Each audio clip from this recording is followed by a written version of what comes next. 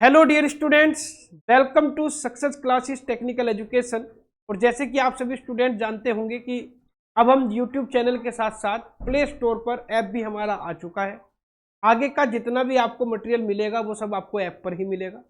आपको यूट्यूब पर ये डेमो वीडियो मिल गई होगी। डेमो के लिए ही मैंने वीडियो तैयार की थी ताकि आप देख सकें कि भाई फंडामेंटल और मैकेनिकल इंजीनियरिंग में कैसे कैसे कौन कौन से टॉपिक पढ़ाए जाते हैं। एक वीडियो में आपको प्रोवाइड करा चुका हूँ सिलेबस की, जिसमें हमने डिस्कस किया था कि कौन कौन से टॉपिक हमारे सिलेबस में हैं, किसमें न्यूमेरिकल है, किसमें थ्योरी, ये सब मैंने आपसे डिस्कस कर लिया। आज हम बेसिक की बात करेंगे। जो यूनिट 1 है हमारी, यूनिट 1 का जो फर्स्ट चैप्टर है इंजीनियरिंग मैकेनिक्स, उसके बारे में बात करेंगे। उसका बेसिक आज मैं पढ़ाऊंगा।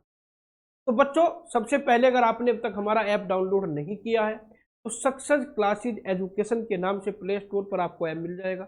आप हमारे ऐप को डाउनलोड करें। और बच्चों, एक बात मैं और बताना चाहूंगा कि जो आपको जो कोर्स हम परचेज जो आप जो कोर्स परचेज कर रहे हैं बच्चों, उसमें हमने एक कोड दिया था आपको सुपर 500। सुपर 500 का मतलब यह है कि जो स्टार्टिंग के 500 स्टूडेंट होंगे सेकंड सेमेस्टर में, वो इसका लाभ उठा सकते हैं। सुपर 500 यानी स्टार्टिंग के 500 बच्चों को हमारा जो पांचों सब्जेक्ट का पूरा कॉम्बो कोर्स है वो आपको केवल 999 यानी 999 रुपए में मिल रहा है। अगर आपने अब तक परचेज नहीं किया है तो आप परचेज कर लें, क्योंकि जो सुपर 500 कूपन है वो लिमिटेड टाइम के लिए है, लिमिटेड स्टूडेंट्स के लिए है। कभी भी वो आपका अप्लाई नहीं हो सकता। जैसे ही 500 स्टूडेंट पूरे हो जाएंगे ऐसे ही वो कूपन फिर अप्लाई नहीं होगा, फिर आपको वो कोर्स 1249 रुपये खरीदना पड़ेगा। तो बच्चों, इसीलिए मैं आपसे कहना चाहूंगा, क्योंकि जो बच्चे हमसे पहले जुड़े हुए हैं, जिन्होंने हमसे पहले हमारा ऐप डाउनलोड कर रखा है, उन सबके लिए मैं कहना चाहता हूँ कि आप जल्दी से जल्दी इस ऑफर का लाभ उठा लें। अब मैं बात करता हूँ, देखिए सिलेबस की। सिलेबस है आपका फर्स्ट यूनिट में जो हम आज टारगेट जो हमारा है, जो मैं टॉपिक आज आपको समझाने वाला हूँ। सबसे पहले मैं आपको बच्चों समझाऊंगा कि आपका इंजीनियरिंग मैकेनिक्स होता क्या है। फिर हम बात करेंगे पार्टिकल और मैटर की। पार्टिकल क्या है, मैटर क्या है। उसके बाद बात करेंगे बॉडी क्या है, रिजिड बॉडी क्या है और इलास्टिक बॉडी। फिर बात आएगी स्पेस की, टाइम की, मोशन की और ट्रांजेक्टरी। इन चारों के बारे में मैं आपको समझाऊंगा। फिर आपको स्केलर और वेक्टर क्वांटिटी के बारे में समझाया जाएगा। उसके बाद आपको मास, वेट और न्यूटन्स लॉ ऑफ मोशन समझाए जाएंगे। तो आज की टॉपिक में जो इंजीनियरिंग मैकेनिक्स का बेसिक है वो हम डिस्कस करने जा रहे हैं। तो एक एक करके टॉपिक वाइज हम डिस्कस करेंगे।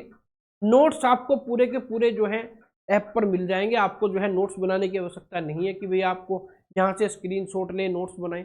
पूरे प्रॉपर नोट्स आपको हमारे ऐप पर मिलते रहेंगे, उससे आप निश्चिंत रहें।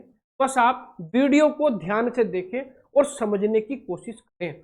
हर पॉइंट को समझने की कोशिश करें। किसी भी पॉइंट में आपको कोई डाउट हो तो आप कमेंट सेक्शन में जाकर उस डाउट को क्लियर कर सकते हैं। आप कमेंट डालिएगा, उसका हम रिप्लाई आपको आवश्यक रूप से देंगे। ठीक है, तो सबसे पहले बच्चों बात करता हूं इंजीनियरिंग मैकेनिक्स की। इंजीनियरिंग मैकेनिक्स क्या है? देखिए स्टूडेंट्स, आप सभी ने फिजिक्स पढ़ी होगी। इंटर में फिजिक्स, केमिस्ट्री, मैथ हम पढ़ते हैं। तो ये जो इंजीनियरिंग मैकेनिक्स है ये फिजिक्स का ही एक चैप्टर है, फिजिक्स की ही एक ब्रांच है। अगर मैं बात करूं फिजिक्स की, तो फिजिक्स हमारा इंजीनियरिंग के फील्ड में 3 पार्ट में डिवाइड हो जाता है। एक आपका मैकेनिक्स, एक थर्मोडायनेमिक्स और एक इलेक्ट्रिसिटी। अगर आप इलेक्ट्रिकल या इलेक्ट्रॉनिक्स के स्टूडेंट्स हैं तो आप इलेक्ट्रिसिटी सेकेंड ईयर और थर्ड ईयर में पढ़ेंगे। आप अगर मैकेनिकल के स्टूडेंट हैं तो थर्मोडायनेमिक्स और मैकेनिक्स ये आप सेकेंड ईयर से कंटिन्यू पढ़ते हैं। तो ये है बच्चों आपका इंजीनियरिंग मैकेनिक्स क्या है, फिजिक्स का एक पार्ट है। ठीक है नी। Engineering mechanics is a branch of physical science that is concerned with the state of rest of or motion of a body subjected to the action of force। अब ये समझिए क्या है इंजीनियरिंग मैकेनिक्स के अंदर हम स्टडी किसकी करते हैं, किसका हम यहाँ पर जो है किसका कंसर्न करेंगे। तो आप समझिएगा बच्चों, कोई भी बॉडी है आपकी, उस बॉडी पर अगर हम फोर्स अप्लाई कर रहे हैं, किसी भी बॉडी पर अगर हम फोर्स अप्लाई कर रहे हैं, तो फोर्स अप्लाई करने के बाद उस बॉडी में क्या चेंज हो रहा है। वो अगर रेस्ट पोजीशन में थी तो क्या वो रेस्ट में ही है, क्या वो उस मोशन में आ गई, और अगर वो मोशन में थी तो उसकी वेलोसिटी चेंज हुई, डिक्रीज हुई, इंक्रीज हुई। इन सब का जो स्टडी होगी, इन सब की स्टडी हम किसके अंदर करेंगे, इन सब की स्टडी हम इंजीनियरिंग मैकेनिक्स के अंदर करेंगे। तो इंजीनियरिंग मैकेनिक्स आपकी फिजिक्स की एक ब्रांच है जिसके अंदर जब किसी बॉडी पर कोई फोर्स अप्लाई किया जाता है तो उस फोर्स की स्टडी, उस बॉडी की वेलोसिटी की स्टडी, उसकी मोशन की स्टडी, वो हम सब इंजीनियरिंग मैकेनिक्स के अंदर करते हैं, ठीक है नहीं। अब इसके अंदर आप देखिएगा बच्चों, आपका जैसे मैंने बताया कि फिजिक्स आपका 3 ब्रांचों में डिवाइड हो जाता है, मैकेनिक्स, थर्मोडाइनमिक और इलेक्ट्रिसिटी। अब हमें केवल पढ़ना है मैकेनिक्स, क्योंकि ये हमारी जो यूनिट 1 है वो इंजीनियरिंग मैकेनिक्स है। तो इंजीनियरिंग मैकेनिक्स की बात करूंगा, थर्मोडायनेमिक्स इलेक्ट्रिसिटी की बात नहीं करेंगे। तो इंजीनियरिंग मैकेनिक्स आपकी 2 पार्ट में डिवाइड हो जाती है, एक स्टैटिक्स और एक डायनेमिक। क्लियर है? और यहां पर जो डायनेमिक है, डायनेमिक के भी 2 पार्ट आपको मिलेंगे, काइनेटिक और काइनेमेटिक। क्लियर है? तो ये तो आ गया आपका इंजीनियरिंग मैकेनिक्स का क्लासिफिकेशन। ठीक, अब एक एक करके बात करेंगे कि स्टैटिक्स क्या है, डायनेमिक क्या है, काइनेटिक क्या है, काइनेमेटिक्स क्या है। इन चारों के बारे में बच्चों बात करते हैं। सबसे पहले बात करते हैं स्टैटिक्स की। स्टैटिक्स क्या है? देखिए, कोई बॉडी है आपकी, वो कहीं पर रखी हुई है, आपने उस पर फोर्स लगाया, लेकिन फोर्स लगाने के बाद भी जो पोजीशन उसकी फोर्स लगाने से पहले थी वही पोजीशन उसकी फोर्स लगाने के बाद बनी रही, तो मैं कह दूंगा कि ये बॉडी आपकी स्टैटिक कंडीशन में है, क्योंकि फोर्स लगाने के बाद भी इसकी कंडीशन में कोई चेंज नहीं हुआ है, तो वो स्टैटिक कंडीशन हो गई। लेकिन जरूरी नहीं है कि स्टैटिक कंडीशन में बॉडी रेस्ट में ही हो, ये जरूरी नहीं है। अगर कोई बॉडी आपकी 5 मीटर पर सेकंड की वेलोसिटी से दौड़ रही है, आपने उस पर फोर्स लगाया, फोर्स लगाने के बाद भी आपकी बॉडी 5 मीटर प्रति सेकंड की स्पीड से दौड़ रही है, इसका मतलब फोर्स लगाने से पहले और फोर्स लगाने के बाद दोनों कंडीशन में बॉडी की वेलोसिटी सेम थी, वेलोसिटी में कोई भी चेंज नहीं हुआ, बॉडी का जो मोशन पहले था वही बाद में है, तो वो भी आपकी स्टैटिक कंडीशन में आएगी। यानी फोर्स लगाने से पहले बॉडी जिस कंडीशन में थी, अगर फोर्स लगाने के बाद भी बॉडी उसी कंडीशन में बनी रहती है, तो मैं कहूंगा कि बॉडी आपकी स्टैटिक कंडीशन में है, चाहे भले वो मोशन में हो या रेस्ट में हो। ये बात ध्यान रखनी है, कुछ बच्चों को कंफ्यूजन हो जाता है कि भाई स्टैटिक कंडीशन में तो बॉडी रेस्ट में ही रहेगी, ऐसा नहीं है, ये ध्यान रखिएगा। बस आपको ध्यान रखना है कि फोर्स लगने से पहले और बाद में अगर पोजीशन चेंज हो रही है, उसकी वेलोसिटी चेंज हो रही है, तो वो आपकी डायनेमिक कंडीशन में चली जाएगी, और अगर चेंज नहीं हो रही है तो आपकी स्टैटिक कंडीशन। अब बात करते हैं डायनेमिक की। डायनेमिक में क्या होगा? फोर्स लगाने से पहले और फोर्स लगाने के बाद अगर आपका जो पार्टिकल है, जो बॉडी है आपकी, उसमें क्या हो रहा है, उसमें चेंज हो रहा है, उसकी वेलोसिटी चेंज हो रही है, उसकी पोजीशन चेंज हो रही है, तो मैं कह सकता हूं कि बॉडी आपकी डायनेमिक कंडीशन। ये बात ध्यान रखें। अब डायनेमिक के अंदर भी 2 कंडीशन आती है, काइनेटिक्स और एक काइनेमेटिक्स। अगर मैं काइनेटिक्स की बात करूं तो काइनेटिक्स क्या है? काइनेटिक्स क्या है आपकी? भाई, आपने किसी बॉडी पर फोर्स लगाया, फोर्स लगाने के बाद मान लिया पहले उसकी वेलोसिटी थी 5 मीटर पर सेकंड, बाद में हो गई उसकी 10 मीटर पर, ठीक, तो वेलोसिटी चेंज हो गई।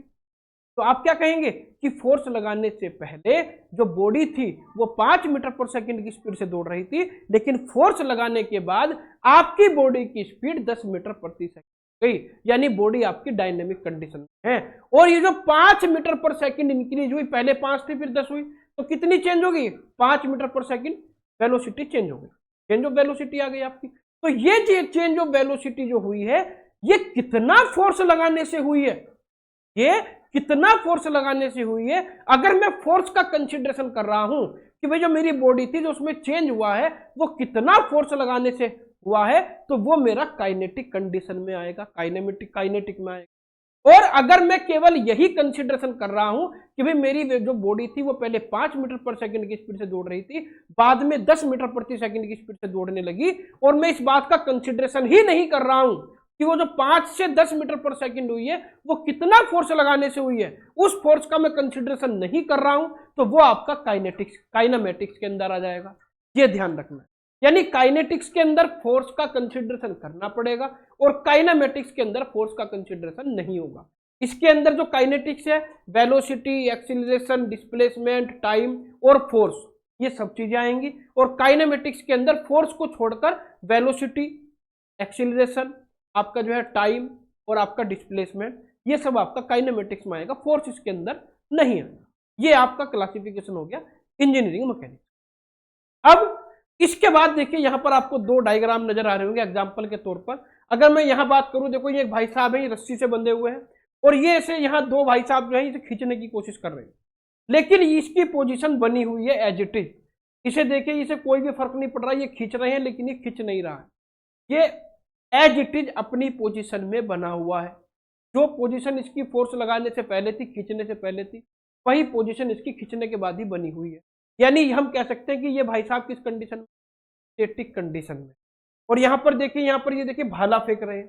तो अगर भाला की बात करूं, ये जो भाला है ये फिलहाल दूसरी पोजीशन में है, लेकिन जैसे ये भाले को फेंक देंगे तो उस भाले की वेलोसिटी चेंज हो जाएगी, इसकी पोजीशन चेंज हो जाएगी, तो ये आपकी डायनेमिक कंडीशन में चली जाएगी। ठीक है नहीं। अब भाले को जो हम फेंक रहे हैं वो भाला कितनी दूर आपका गया, ठीक है नहीं, तो जितनी दूर आपका भाला गया वो कितने फोर्स लगाने से गया। अगर हम फोर्स का कंसिडरेशन करेंगे तो काइनेटिक्स में आ जाएगा, फोर्स का कंसिडरेशन नहीं करेंगे काइनेमेटिक्स। तो ये आपके कुछ इमेज मैंने ऐड की थी जिससे कि थोड़ा सा आपको समझ में आ जाए। अब हम बात करेंगे मैटर की। मैटर क्या है? मैटर क्या होता है? मैटर जिसे हिंदी में कहते हैं पदार्थ। पदार्थ मतलब matter is anything that takes up space. यानी मैटर एनीथिंग, हर चीज दुनिया में जितनी भी चीजें या पूरे मतलब जो है ब्रह्मांड में जितनी भी चीजें पाई जाती हैं वो क्या करती हैं, वो स्थान घेरती है, वो स्पेस कवर करती है। तो matter is anything that takes up space, जो आपके स्पेस को कवर करती है, जो कुछ ना कुछ स्पेस आपका कवर करेगी, वो आपका मैटर कहलाएगा। और उस मैटर का कुछ ना कुछ मास, कुछ ना कुछ वॉल्यूम अवश्य होगा, चाहे भले ही वो 0.0000 में हो, लेकिन होगा जरूर।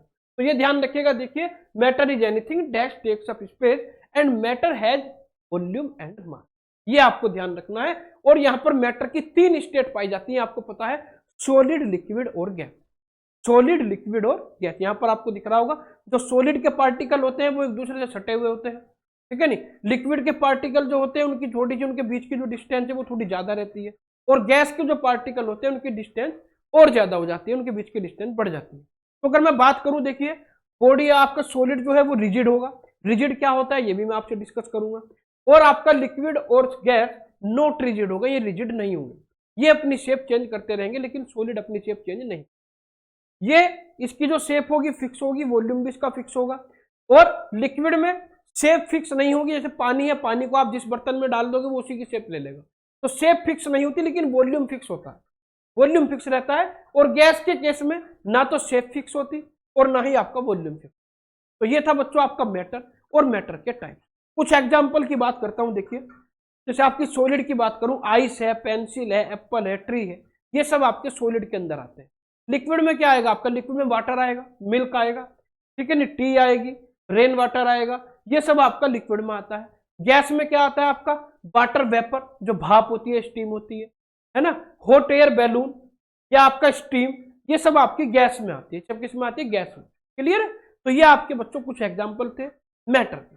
मैटर के बात करते हैं हम पार्टिकल की बात करेंगे। पार्टिकल, देखिए पार्टिकल क्या है? किसी भी बॉडी का, कोई बॉडी ले ली आपने, उस बॉडी का जो सबसे स्मॉलेस्ट पार्ट होगा, उस बॉडी का जो सबसे स्मॉलेस्ट पार्ट होगा वो क्या कहलाएगा? वो आपका पार्टिकल कहलाएगा। क्या कहलाएगा? पार्टिकल। भाई कोई भी बॉडी है वो बहुत सारे पार्टिकल्स को मिलाकर बनी, ठीक है नहीं। तो उस बॉडी को अगर मैं तोड़ दूं, तोड़ता चला जाऊं, तो सबसे बाद में जो सबसे स्मॉलेस्ट आपका, जो सबसे कम एरिया का, कम मास का आपको वहां पर जो क्या मिलेगा? मैटर मिलेगा, वो आपका क्या कहलाएगा? पार्टिकल कहलाएगा। तो देखिए, ए particle is an object that has infinitely small volume. Particle आपका वो ऑब्जेक्ट है जिसका जो स्मॉल वॉल्यूम होगा वो इनफाइनाइट होगा, बहुत ही कम होगा। क्लियर है नहीं? बट हैज ए मास, लेकिन उसका कुछ ना कुछ मास अवश्य रूप से होगा। That can be considered at a point, जिसे हम एक पॉइंट के रूप में कंसिडर करते हैं, कंसंट्रेट करते हैं। क्लियर हो गई बात? तो पार्टिकल क्या होगा? पार्टिकल आपका इनफाइनाइटली स्मॉल वॉल्यूम होगा, जिसे हम कंसिडर करते हैं to be concentrated at a point. जैसे कि कोई बिंदु आपका होता है, उसे हम इस तरह से कंसिडर करते हैं।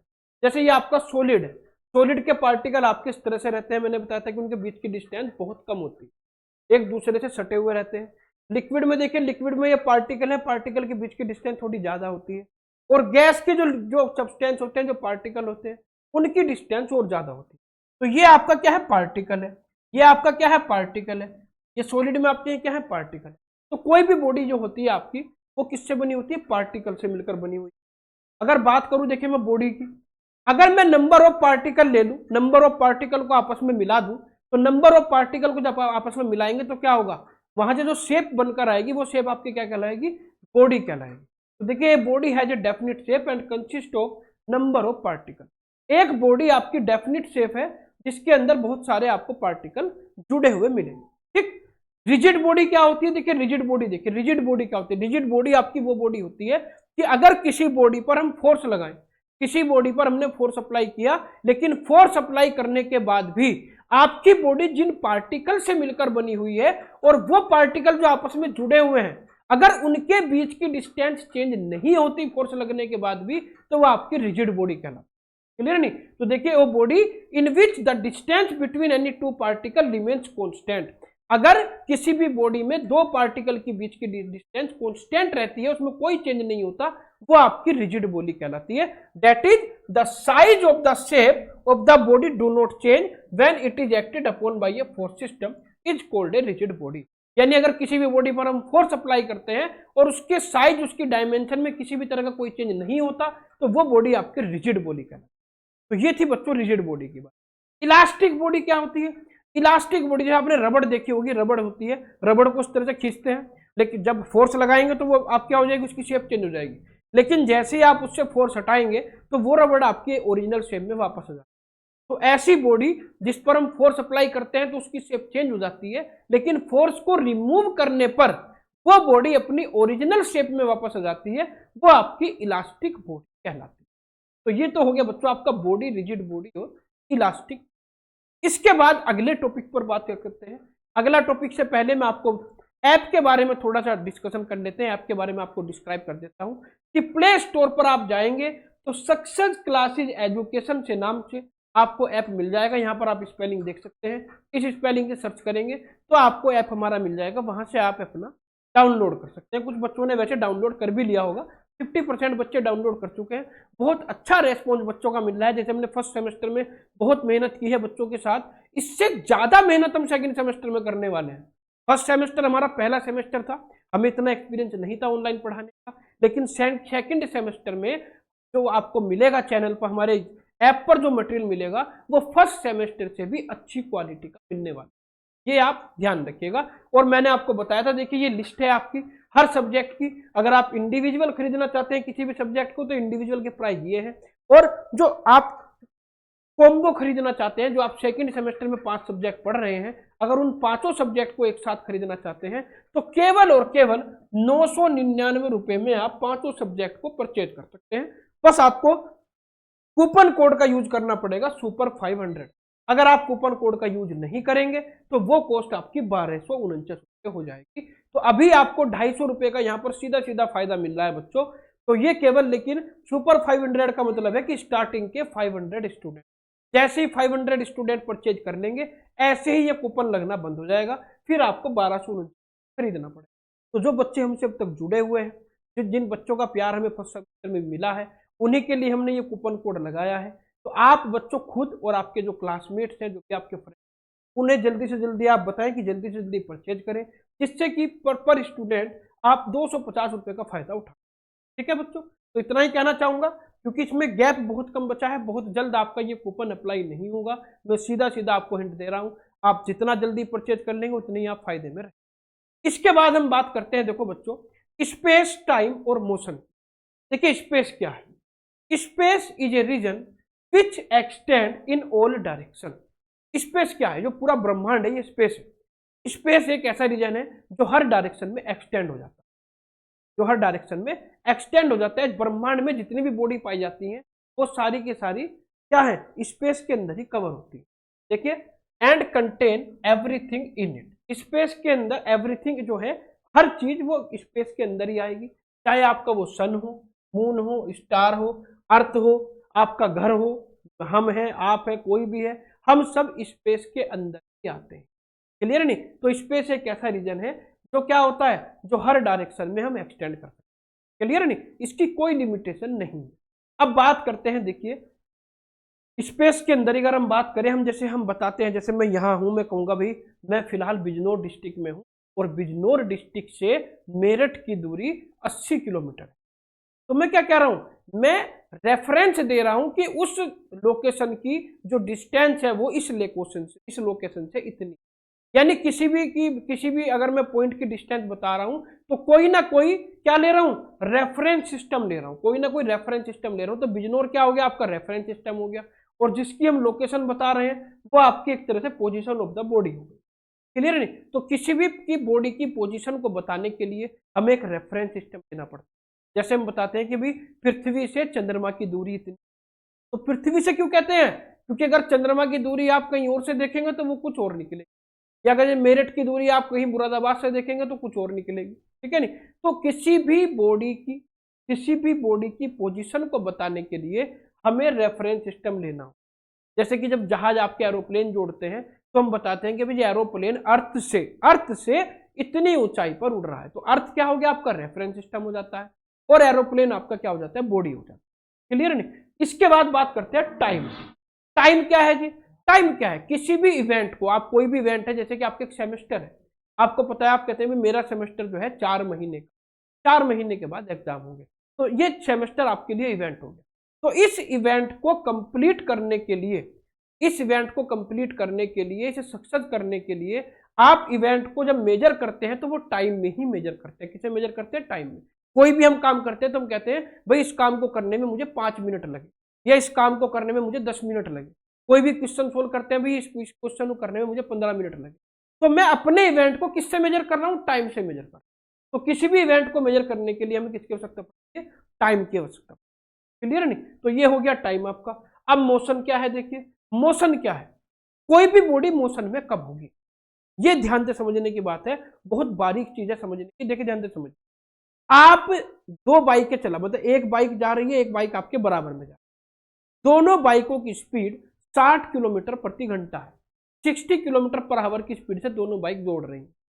तो क्या होगा, उन बाइकों की जो बीच की डिस्टेंस होगी वो क्या रहेगी? सेम रहेगी। अगर दोनों एक ही डायरेक्शन में चल रही है, सेम रहेगी नहीं रहेगी? तो वो दोनों की दोनों बाइक एक दूसरे के रेस्पेक्ट में मोशन में नहीं होंगी। क्यों नहीं होंगी? क्योंकि उन दोनों की पोजीशन क्या है, उनकी बीच की डिस्टेंस सेम। वो आपकी जो है मोशन में कब होंगी?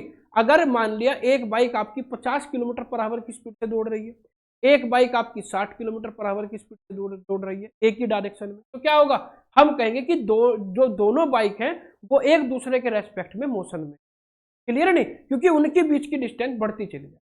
तो ये होता है आपका मोशन।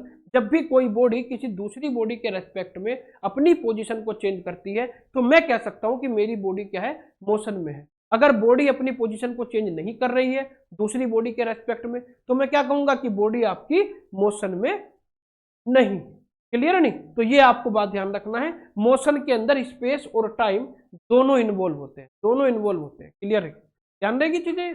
तो ये हो गया बच्चों आपका स्पेस, टाइम और मोशन। क्लियर नहीं?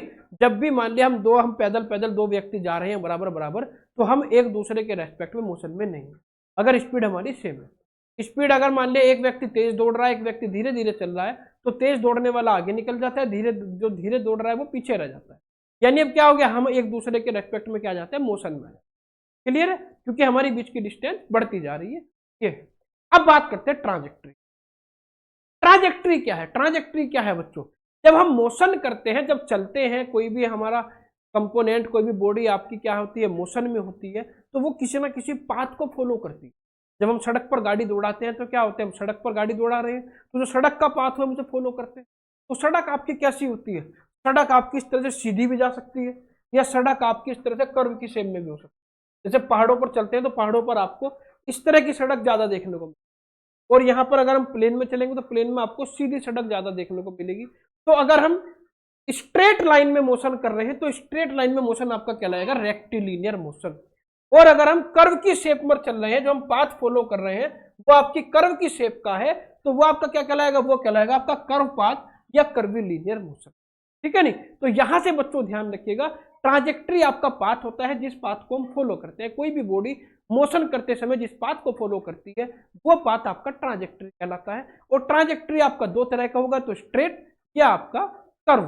ठीक है नहीं? तो स्ट्रेट को रेक्टिलिनियर और कर्व पाथ को कर्वीलिनियर मोशन कहें। अब इसके बाद हम बात करते हैं स्केलर और वेक्टर क्वांटिटी। स्केलर और वेक्टर क्वांटिटी। स्केलर और वेक्टर क्वांटिटी आपने इंटर में भी पढ़ी होगी। स्केलर क्वांटिटी हिंदी में कहते हैं अदिश राशि, वेक्टर क्वांटिटी को हिंदी में कहते हैं सदिश राशि। यानी ऐसी क्वांटिटी जिन्हें मेजर करने के लिए मैग्नीट्यूड की आवश्यकता होती है, डायरेक्शन की आवश्यकता नहीं होती, वो आपकी स्केलर क्वांटिटी कहलाती है।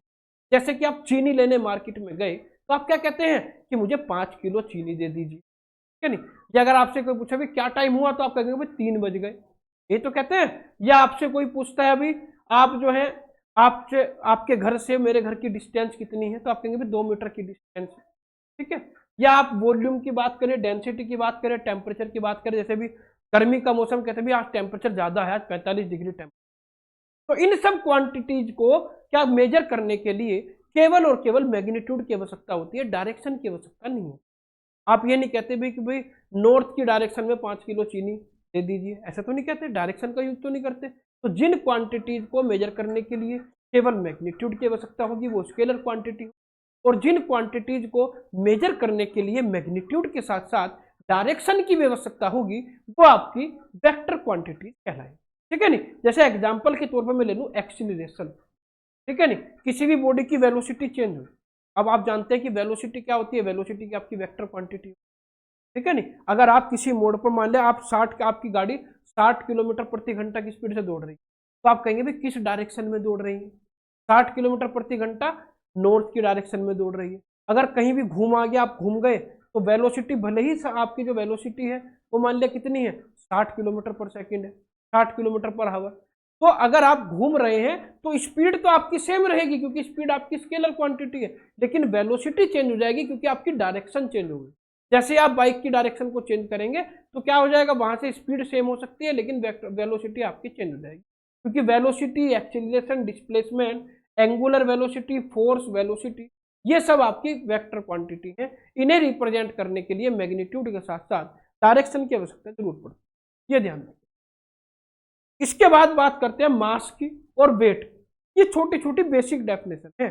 आप जब हम कुछ बड़ा पढ़ने जा रहे हैं, कुछ बड़े सब्जेक्ट को पढ़ने जा रहे हैं, तो सबसे पहले हमें बेसिक मजबूत करना होता है। जब भी हम कोई मकान बनाते हैं तो सीधे हम मकान नहीं खड़े करते, पहले हम नींव को मजबूत बनाते हैं, नींव भरते हैं। तो ये मैकेनिक्स की नींव है ये चैप्टर। अगर ये बेसिक आप समझ जाएंगे तो मैकेनिक्स को समझने में कोई दिक्कत नहीं होगी, आपका जो बेस हो जाएगा वो स्ट्रॉन्ग बन जाएगा। ये ध्यान रखिएगा। मास क्या है, देखिए किसी भी मैटर में या किसी भी बॉडी में, किसी भी ऑब्जेक्ट में जितना क्वांटिटी ऑफ मैटर होगा, किसी भी ऑब्जेक्ट में जितना क्वांटिटी ऑफ मैटर होगा वो आपका मास कहलाएगा, ठीक है नहीं। इसे किससे रिप्रेजेंट करते हैं, कैपिटल एम या स्मॉल एम से रिप्रेजेंट करते हैं मास। इसकी यूनिट होगी किलोग्राम, जो ऐसा यूनिट है, किलोग्राम भी हो सकती है। अगर हम दूसरी सिस्टम लेंगे तो उसमें ग्राम भी कह सकते हैं, सीजीएस में ग्राम हो जाता है। तो लेकिन जब बेसिकली जो यूनिट चलती है वो किलोग्राम चलती है। और मास का फॉर्मूला होता है mass is equal to volume into density. Density का फॉर्मूला आपने पढ़ा होगा, डेंसिटी होती है मास अपॉन वॉल्यूम। तो वहां से हम मास का फॉर्मूला भी निकाल सकते हैं, वॉल्यूम इनटू डेंसिटी। तो ये मास है आपका।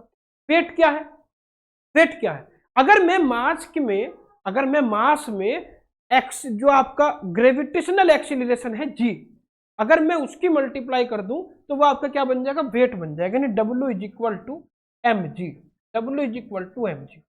इसमें सबसे ज्यादा कंफ्यूजन होता है, जैसे हम बताते हैं कि मेरा जो वेट है, मेरा वेट 70 किलो है, ये तो कहते हैं जनरली। अगर मैं पूछूं आपका वेट कितना है तो आप क्या कहेंगे, सर मेरा वेट 70 किलो है, सर मेरा वेट 65 किलो है, मेरा वेट 80 किलो है, ऐसे तो कहेंगे। अरे भाई किलोग्राम किसकी यूनिट है, किलोग्राम तो मास की यूनिट है। जो आप बता रहे हैं 70 किलो वो आपका वेट नहीं है, वो आपका मास है, वो आपका मास है। वो वेट कब होगा, जब उस 70 किलो में आप जी की मल्टीप्लाई करेंगे वो तब वेट होगा। तो एक्चुअल वेट कितना हुआ, 70 गुना 9.8, यानी 70 इंटू 9.8, ये आपका वेट होगा। तो इसमें बच्चों को बड़ा कंफ्यूजन रहता है। आप इंजीनियरिंग के स्टूडेंट हैं, आपको क्लियर होना चाहिए कि मास और वेट क्या होता है। तो वेट की अगर बात करूं, वेट आपका एक तरह से फोर्स होता है। वेट की यूनिट भी न्यूटन होती है और फोर्स की यूनिट भी न्यूटन होती है। तो देखिए weight is defined as the amount of force acting on the mass of an object. किसी भी ऑब्जेक्ट पर मास की वजह से, जो उसका मास है, उस मास की वजह से जितना फोर्स एक्ट कर रहा है वो क्या कहलाएगा उसका, वो उसका वेट कहलाएगा। जैसे हम किसी भी बॉडी को रखते हैं तो हम कहते हैं इस बॉडी का वेट 5 किलो न्यूटन नीचे की ओर काम कर रहा है। तो ये 5 किलो न्यूटन किसकी वजह से काम कर रहा है, इस बॉडी के मास की वजह से। अगर इसका मास ज्यादा होगा तो ये वेट ज्यादा नीचे काम करेगा, करेगा नहीं करेगा। तो किसी भी बॉडी के मास की वजह से उस पर जो फोर्स काम करता है वो क्या कहलाता है, आपका वेट कहलाता है। और ये मास की ये जो फोर्स लगता है किसकी वजह से लगता है, because of acceleration due to gravity, यानी ये आ जाता है आपका W इज इक्वल ग्रेविटी की वजह से ये आपका मास वेट में कन्वर्ट होगा। क्लियर।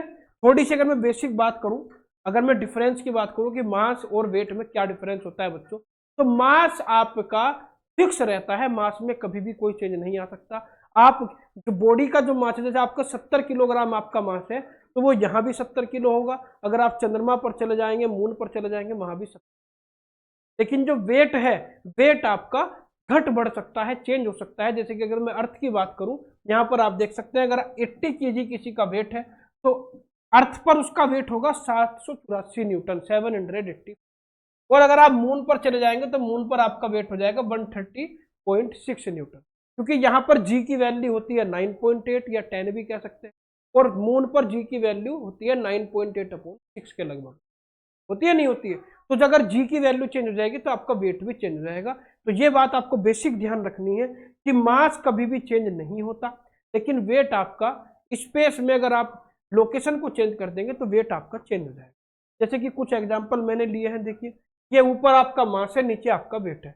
आपका 1 किलो मास है तो 1 किलो मास में आप किसकी मल्टीप्लाई करेंगे, जी की मल्टीप्लाई करेंगे। तो जी की वैल्यू अगर मैं 10 न्यूटन पर केजी ले लूँ तो क्या आ जाएगा यहाँ पर, ये आपका आ जाएगा 10 न्यूटन, 10 केजी का हो जाएगा 100 न्यूटन, 200 केजी का आ जाएगा 2000 newton, W is equal to mg से। तो यहाँ से आप बच्चों ध्यान रखिएगा कि मास और वेट में बहुत बड़ा डिफरेंस होता है।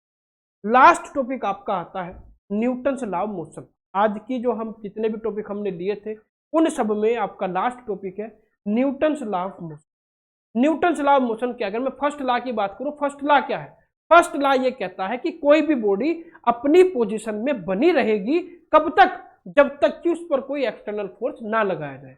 जब तक आप उस पर एक्सटर्नल फोर्स नहीं लगाएंगे वो अपनी पोजीशन में बनी रहेगी, क्या नहीं। सेकंड लॉ क्या कहते हैं, सेकंड लॉ ये कहता है कि जो फोर्स होता है, फोर्स किसके इक्वल होता है, फोर्स इक्वल होता है मास इनटू एक्सीलरेशन के। फोर्स किसके इक्वल होता है, मास इनटू एक्सीलरेशन के। ये न्यूटन का सेकंड लॉ है। और थर्ड लॉ क्या कहता है, थर्ड लॉ ये कहता है for every reaction there is an equal and opposite reaction. अगर कोई भी एक्शन, कोई भी फोर्स हम अप्लाई कर रहे हैं तो उस एक्शन के अपोजिट और इक्वल, अपोजिट मतलब इक्वल उतना ही अपोजिट डायरेक्शन में क्या लगेगी, रिएक्शन। क्लियर नहीं, ये आपको ध्यान रखना है। जैसे कि आपका कोई बॉडी है, इस बॉडी का वेट 10 न्यूटन है, इसके बिल्कुल अपोजिट डायरेक्शन में इतनी ही रिएक्शन आपकी काम करे। क्लियर है नहीं, तो ये ध्यान रखना है। तो थर्ड लॉ ये कहता है कि जितना भी हम एक्शन करते हैं, जितना भी हम फोर्स अप्लाई करते हैं, अपोजिट डायरेक्शन में उसके इक्वल उतनी ही रिएक्शन वहां से अप्लाई होती है। ये न्यूटन का थर्ड लॉ है।